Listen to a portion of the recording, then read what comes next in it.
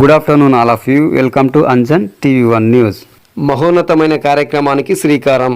ఆంధ్రప్రదేశ్ శ్రీ సత్యసాయి జిల్లా మడకసిరి నియోజకవర్గం గుడిబండ మండల పరిధిలోని మైనగానపల్లి గ్రామం నందు బడుగు బలహీన వర్గాలలో బాధలో కష్టాలలో కన్నీటి కడలిలో ఉన్నటువంటి కుటుంబాలకు అండగా నిలవాలనే ఉద్దేశంతో ఒక మహోన్నతమైన కార్యక్రమానికి శ్రీకారం చుట్టడం జరిగింది.